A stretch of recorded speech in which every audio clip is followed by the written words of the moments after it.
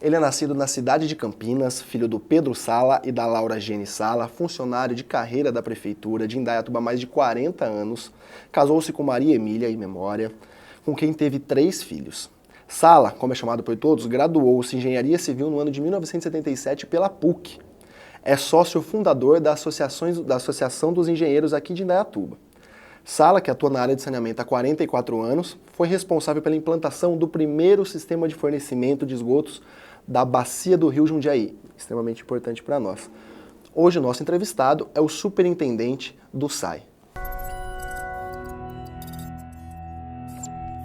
Sala, primeiramente muito obrigado, é um enorme prazer tê-lo aqui conosco, obrigado por disponibilizar um pouco desse seu tempo tão concorrido para a gente. Não, é um prazer, a gente está sempre acompanhando vocês aí e está aqui tentando esclarecer um pouquinho da nossa atuação aí dentro da área de saneamento da Prefeitura e do SAI de Indaiatuba. Perfeito, Sala. A nossa primeira pergunta é bem atual. O senhor reassumiu a superintendência do SAI agora em julho e logo de cara, infelizmente, pegou aí uma das crises hídricas mais fortes já vistas. Como que o município tem se saído com isso? Bom, você disse, eu pela 4ª vez assumo diretamente a superintendência. Estou dentro do SAI há muitos anos, faço parte da prefeitura, fui concursado, engenheiro concursado da prefeitura, mas sempre tive atuando na área de saneamento, na área do SAI, na área de meio ambiente. E esse ano, por condições aí do Sandro, teve alguns probleminhas de saúde, teve algumas coisas lá, então ele teve que se cuidar um pouco e teve que deixar a secretaria. Aí, como a gente é um grupo, trabalhávamos já junto, né? O Gaspar solicitou que eu desse uma mão lá, e a gente não poderia deixar, né? Que o Gaspar, a gente trabalha muitos anos junto, né? E eu não poderia deixar numa hora dessa difícil a coisa acontecer, né? Para ver como é que fica. Tinha que chamar a responsabilidade. Então a gente assumiu, realmente foi uma situação muito difícil, porque esse estresse hídrico é um dos maiores dos últimos 90, 100 anos aí, né? Nós passamos já, na minha vivência no setor de saneamento, eu já tive outros, mas em 2014, 90 e pouco, tivemos um também, em que a infraestrutura era bem menor, bem mais difícil, né? Em 2014 a gente não tinha a barragem do Mirim, estávamos em obra lá, então foi um estresse menor, mas em condições diferentes, né? Hoje a gente tem um pouco mais de tecnologia, a gente tem um pouco mais de equipamentos, de recurso e conseguimos, até hoje, até o presente momento, nós conseguimos manter o abastecimento na cidade. Aí, até às vezes hoje tivemos aí com os amigos aí da área, né, prefeitos inclusive, e eles, mas como que vocês conseguem, né? Não tem fórmula, né? Tem trabalho, tem planejamento, né? E a administração, o Gaspar, ele veio do SAI, ele esteve na superintendência do SAI. Então ele sabe da importância do planejamento, de você pensar na frente, você não pode deixar para resolver no último dia. Parou de chover, vamos ver o que nós vamos fazer. Não. Então essas barragens estão pensadas há muitos anos. A barragem do Piraí foram 20 anos de trabalho. Agora o Gaspar, juntamente com o nosso deputado Rogério, conseguiu uma verba muito boa, conseguiu, depois de muita luta, trazer à tona a barragem do Piraí para que finalmente ela se inicie. Então, esse trabalho é um trabalho que vem de planejamento, de projetos, de estudo, de correria, né? Porque foram centenas de viagens para São Paulo, para Brasília, atrás de recursos, até que um dia se colhe, né? Quem planta, colhe. Mostra que para estar estável numa crise dessa é muito trabalho há muitos trabalho, anos, né? Aproveitar e mandar um abraço pro Sandro também, desejar melhoras para ele. O Sandro foi um parceiro forte nosso, né? Trabalhou lá por 5 anos, então... Mesmo com essa crise hídrica, Sala, tem muita gente que desperdiça água, lavando calçada, lavando meio-fio, lavando carro. Existe algum projeto de lei para multar essas pessoas quando esse desperdício for comprovado? Olha, até existem mecanismos para isso. Só que a gente tem trabalhado com a mídia, não tem surtido tanto efeito, não. Continua, o nosso consumo é um dos mais altos da região. E hoje, para você ter uma ideia, nós estamos aí em torno de 80 milhões de litros por dia. Então, um consumo extremamente alto para uma população de 260 milhões, 260 mil habitantes, né? É um consumo excessivo. Mas eu acho que a população aí da região tem sentido bem isso daí, e essa cultura, ela tende a melhorar. Hoje nós tivemos aí um evento no Parque do Mirim, então o pessoal às vezes até questiona, né? Por que vocês não fecham o Parque do Mirim? Está sem água, está vazio. Eu acho que não. Acho que o Parque do Mirim tem que se manter aberto para que a população veja com os próprios olhos a dificuldade que os recursos hídricos impõem. Tem um choque de realidade, né? Então, aquele pouco de água para chegar na população, na casa do nosso usuário, a dificuldade que a gente tem, porque é uma água que ela vem carregada, ela vem arrastando todo o sedimento do fundo dos rios, do fundo das lagoas. Isso demanda um grande consumo de produto químico. Isso traz uma grande dificuldade no tratamento, uma perda de rendimento, um excessivo esforço dos equipamentos, porque as nossas bombas, elas trabalham no limite. Estão trabalhando todas no limite, porque o esforço para ela tirar aquele fundinho de água do rio, da represa, da captação, é extremo. Coisa que, quando ela tem um nível de 4, 5 metros, que é o NPSH da bomba, né? Ela trabalha com uma folga, com uma refrigeração muito melhor. E hoje não, ela está trabalhando pegando aquele fundinho lá, então o esforço é muito grande, o desgaste é muito grande, e isso é só vendo para entender. Porque a gente, às vezes, falando, o pessoal fala, não é tanto, não, porque a água minha torneira não faltou, certo? Então, eles se convencem se fecham ali só a casa deles, na né? casa dele, né? Então, a barragem, ela está vazia, cumpriu o que foi projetado. Hoje ela já sofre com um pouco de assoreamento, que é um outro trabalho que o Gaspar está se empenhando arduamente aí, nos meios estaduais aí, para a gente já providenciar um trabalho lá dentro da represa do Mirim, porque ela sofreu muito assoreamento das estradas vicinais. Processo natural. Nós estamos numa divisa de município, nós gerenciamos o nosso, mas o vizinho não, né? Então, isso implica nas estradas vicinais, em aterros, em controle de erosão, que a gente não pode fazer a lição de casa para o vizinho, Sem né? dúvida. Então, são problemas que a gente tem que enfrentar, não pode desistir. Fica aí o recado de tantas dificuldades para quem está gastando água aí. Vale a pena dar uma esperada, dar uma segurada para colaborar com tudo isso, né? Sala, eu queria falar um pouco sobre o senhor agora. Essa é a 4ª vez que o senhor, como bem disse, assumiu a superintendência do SAI. O que mudou do Sala quando assumiu pela primeira vez a superintendência para o Sala que assumiu agora em julho novamente? Olha, rapaz, cabelo... Mas quando eu vim, entrei na prefeitura, fui trabalhar no departamento de vias públicas, naquela época não existia nem secretarias, né? Com o Dr. Klein Ferrari, e logo depois de alguns meses eu fui para o SAI, E aí a gente começou já a pensar numa Indaiatuba do amanhã.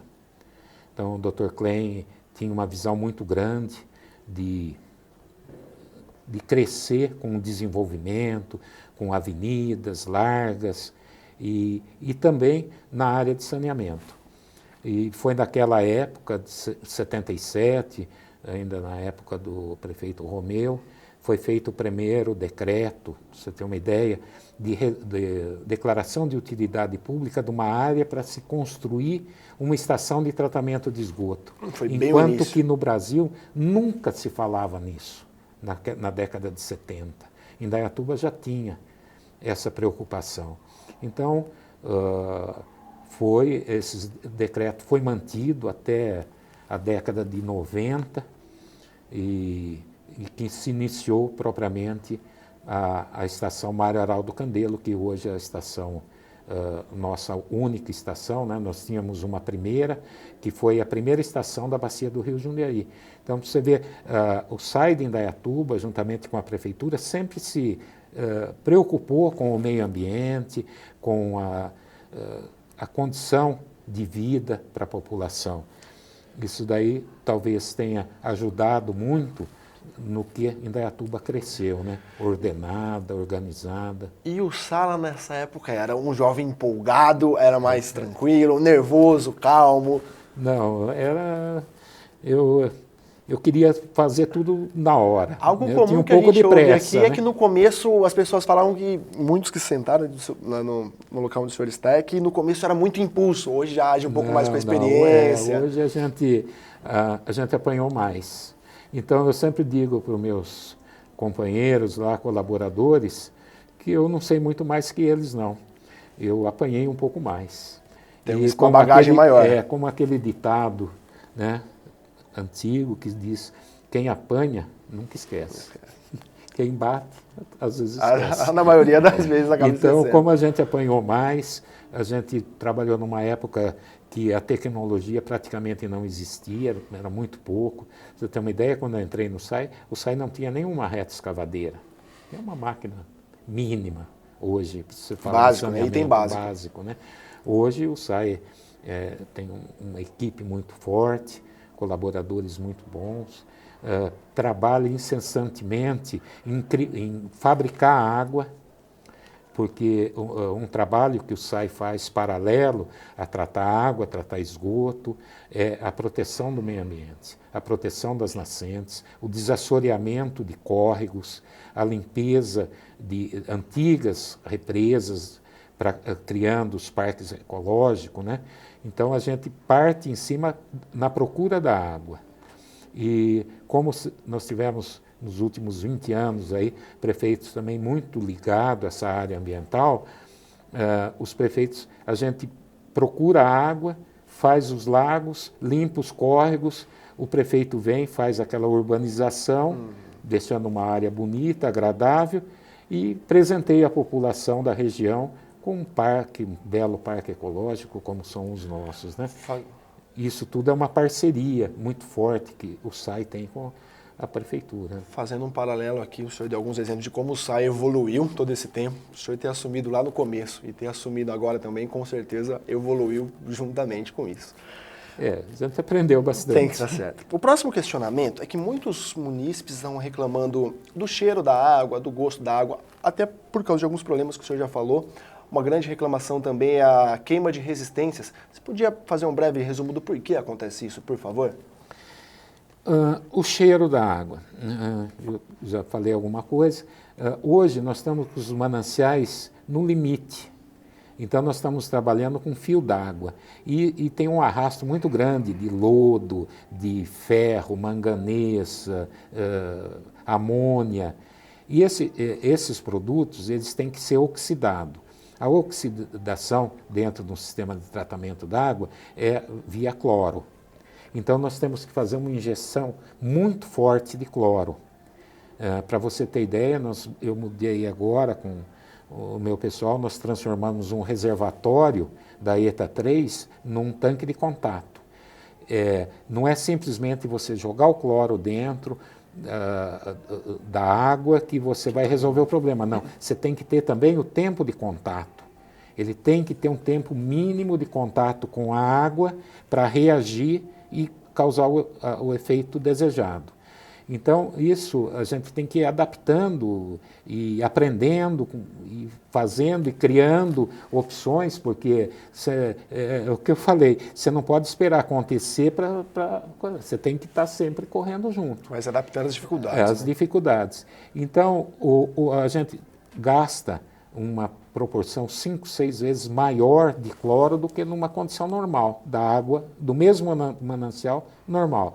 Então, isso daí é praticamente um pré-tratamento. Aí essa água, depois do contato nesses tanques com os produtos químicos, ela vai ser lançada na estação de tratamento. Aí ela vai passar por um tratamento normal, mas às vezes a quantidade, principalmente de amônia, é tão alta que ainda sobra um pequeno resíduo. E esse pequeno resíduo, dentro da estação, ele não aparece, não tem perigo nenhum, é totalmente garantido, é cumprido todas as portarias sanitárias, não tem o menor risco à população. Mas quando eu vou entregar água para a população, jogar no reservatório para distribuir, eu tenho que fazer a correção dessa água. E a correção, eu aplico uma pequena quantidade de cloro, que é para dar a garantia de que essa água não vai se estragar durante o percurso ou durante o tempo de estadia na sua caixa d'água, no seu reservatório. Então, esse índice, hoje nós aplicamos em torno de 1,8 a 2 ppm, que é a parte por milhão. E esse pouquinho de cloro, que é simplesmente para corrigir, se houver um pequeno arrasto de amônia, ele vai reagir com amônia. Ele vai criar a cloramina. O pessoal aí que mexe com química conhece bem isso daí. E a cloramina tem um cheiro muito forte de cloro que não é cloro. Certo? Então, a cloramina ela acontece por falta de cloro. A gente teria que ter colocado um pouquinho mais de cloro no pré-tratamento para conseguir neutralizar toda a amônia. E por isso também acaba prejudicando a resistência dos chuveiros. Então, a resistência do chuveiro, essas águas, ela carrega um pouco mais de sais. Também repito, sem nada nocivo à saúde. E esses sais, quando ele em contato com o chuveiro, principalmente aqueles dias que teve aí um frio diferenciado aqui em Indaiatuba, então o que a pessoa faz? Ela fecha o registro, pouquinha água e bastante lá no inverno quente, o chuveiro até ronca, sai fumaça do chuveiro. Então, isso daí, a resistência, ela trabalha também no limite máximo. Você pode ver que, normalmente, a maioria das resistências, ela não rompe na molinha. Ela rompe naquela chapinha que prende naquele pininho dentro do coisa. Por quê? Porque aquele é um material, um latão, é um material que ele aguenta uma temperatura menor e ele se funde, então acaba rompendo. Então, sabe, isso tudo veio coisa. A água, difícil, realmente tem um pouquinho, ela carrega um pouquinho mais de sais, um pouquinho mais de produtos, e o frio. Agora que esquentou o tempo, diminuiu muito a reclamação. Então, essas características, né, são difíceis. Você explica e fala, não, está querendo enrolar, mas não é. A gente não tem interesse nenhum, né, em enrolar ninguém. Não. Só que nós temos por obrigação dizer alguns parâmetros, claro, que pode ser que até ela oxide mesmo. Se abrir um chuveiro, você vai ver que está meio branquinho lá. Então, ela tem uma oxidação, mas a maioria dos rompimentos é naquelas latinhas que prende aquela molinha, porque normalmente a molinha é do material mais nobre, que resiste a uma temperatura mais alta do que o conector. E já que a gente está falando de chuveiro, vamos lembrar também para dar uma agilizada no banho, não ficar tanto tempo, que a água está pouca. E a energia também, E a energia também. Além disso, tem a energia. Além de colaborar com o seu bolso, você colabora com o meio ambiente, aí, com todo mundo que está precisando de água. Um outro projeto que a CEMURB está fazendo juntamente com o SAI é a captação da água da chuva para usar nos prédios públicos, correto? Queria saber como está esse processo, o desenvolvimento desse projeto e se existe algo, mesmo que seja a longo prazo, aí, para apresentar para a população, para o cidadão começar a fazer na própria casa, né? Nós já temos apresentado algumas vezes aí para alguma parte da imprensa que se interessa, né, por esse assunto. Realmente o SAI, o Departamento de Meio Ambiente do próprio SAI com a Prefeitura, tem o Departamento de Engenharia da Prefeitura, hoje está trabalhando muito nesse aspecto. Então, toda obra pública, principalmente escolas que estão sendo construídas, elas já são obrigadas a construir uma cisterna e todo o sistema de coleta de água de chuva, inclusive com instalação de bombas, com tudo, para que essa água seja usada inicialmente para irrigação, para lavagem de pátio e até estamos trabalhando em alguns projetos já para usar para os banheiros, para a parte de descarga, de vaso sanitário.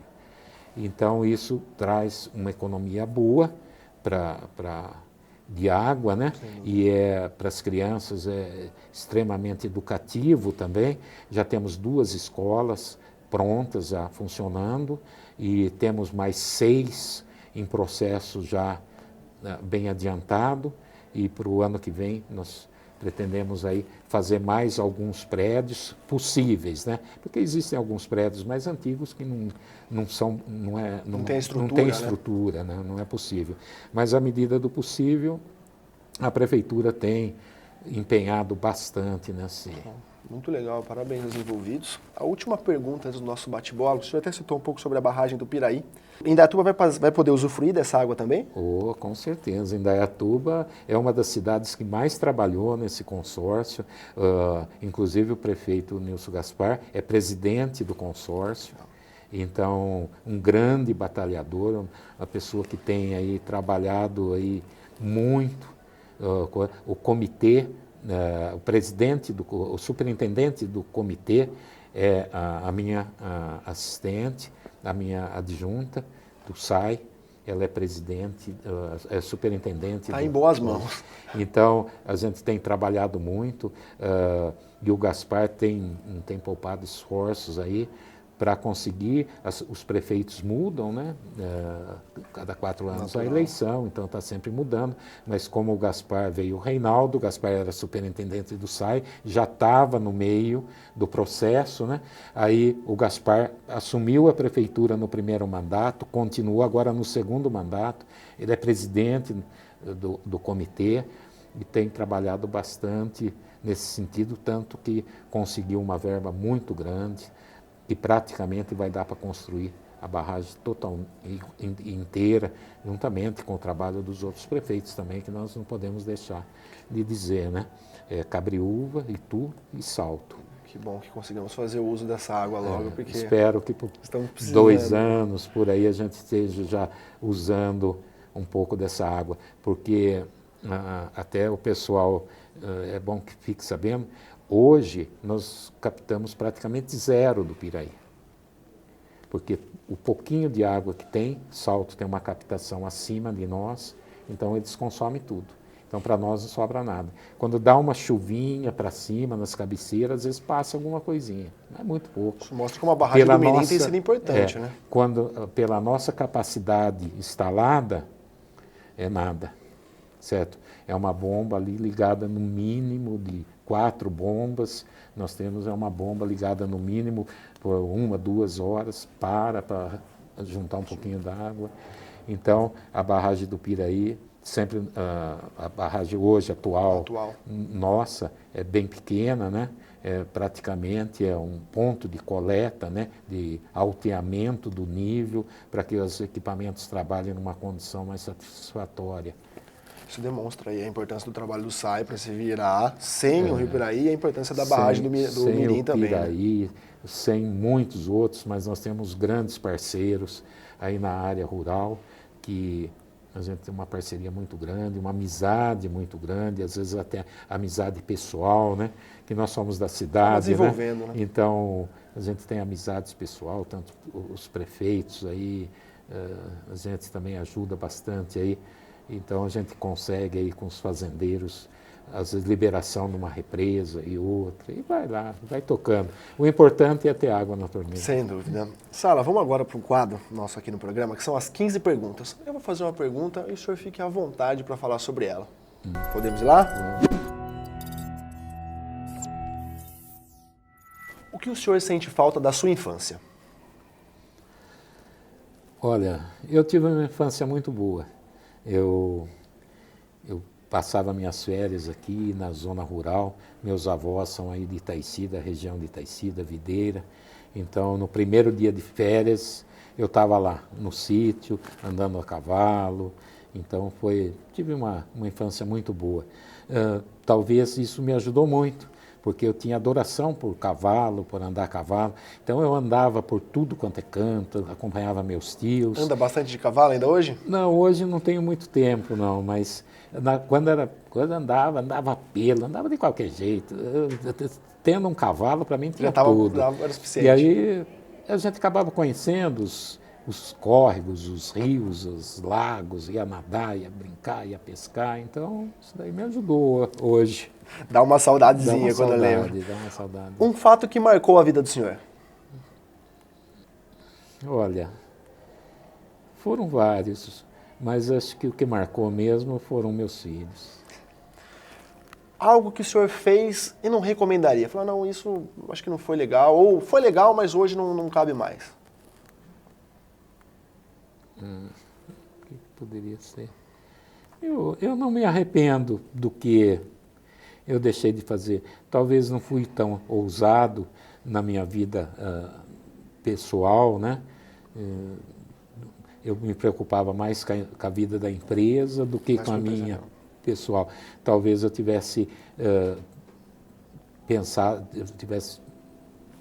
sei lá, se pudesse voltar, né? Falar, não, vou pensar um pouco em mim e deixar uma coisa, porque o SAI é 24 horas. Consome, né? Consome. Um assunto que o Pedro Sala não discute. Religião. Tem alguma mania?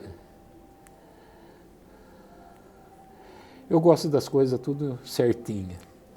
E não gosto de jogar nada fora. Hoje o pessoal chama de sistemático quem gosta das coisas certinhas, né? Mas era para ser o normal. Lá em casa, eu moro sozinho. Eu sou viúvo e moro sozinho, tenho meus filhos, então eles vão lá e falam, pai, você está guardando isso para quê? O que você vai fazer com isso? Deixa aí, uma hora precisa. Algo que o senhor daria tudo por aquilo ou por alguém. Dou tudo que eu tenho por isso, por essa pessoa. Pela saúde do meu neto. O senhor tem um ídolo? Tive alguns. O que eu mais, assim, senti a falta dele foi o Ayrton Senna. Gosto muito também. O senhor nunca diria não pro quê?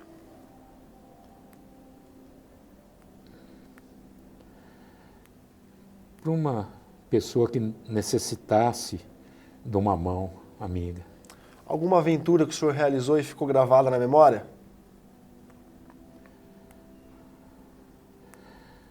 Olha, foram vários. Eu sempre gostei de cavalo, como eu falo, e de jipe.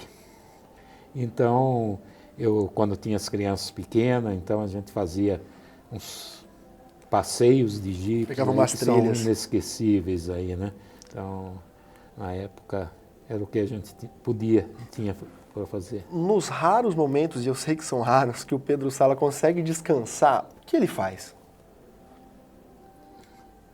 Hoje, eu tenho uma netinha terrível, então eu estou quase sempre com ela.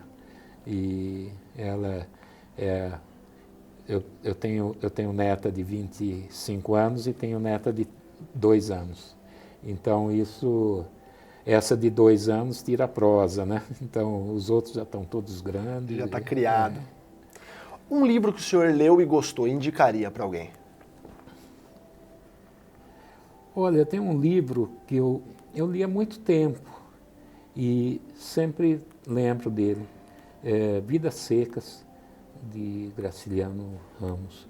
Foi um livro que marcou uma fase da minha vida e eu gostava As disso. pessoas às vezes veem as figuras públicas e acham que elas não têm medo de nada. E todos nós temos, é natural. Se fosse para o senhor escolher um medo, qual seria? Olha, hoje eu tenho medo danado da Covid. Justificável, bem justo. O que é a política para o senhor?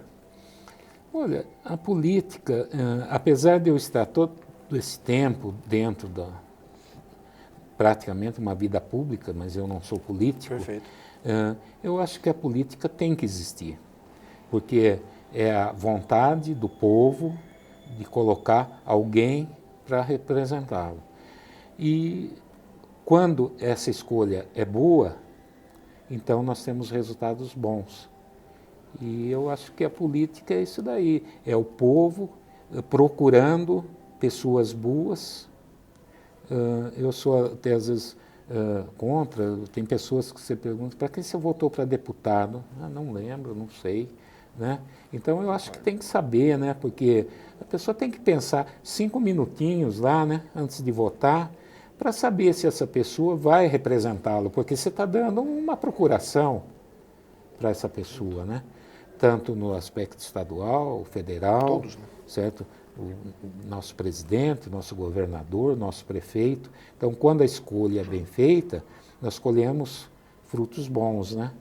Eu vejo aqui em Indaiatuba, sempre teve uma sequência de prefeitos que fizeram coisas boas por Indaiatuba e mostrou-se o resultado, né? É uma cidade muito agradável, uma cidade procurada por todo mundo, né?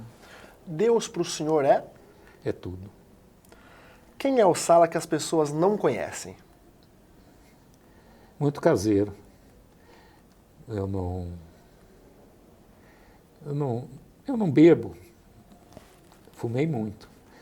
Mas, então, eu não, às vezes eu não me sinto bem em sair e tal. Eu sou mais caseiro, mas o pouco tempo que eu tenho, eu prefiro ficar em casa, com a família, com meus filhos, meus netos, minha namorada. Mais tranquilo, Mais Sala mais tranquilo. caseiro. Sara, eu queria agradecer imensamente e novamente a sua presença aqui. Queria lembrar a todos que nós estamos seguindo as normas anti-Covid, o distanciamento, tudo certinho. O meu nome é Vinícius Gazaf, hoje estive aqui com o superintendente do SAI, Pedro Sala. Sala, hoje eu quero que você resuma em uma palavra a sua vida, a sua história. Qual é a sua palavra final? Muita fé.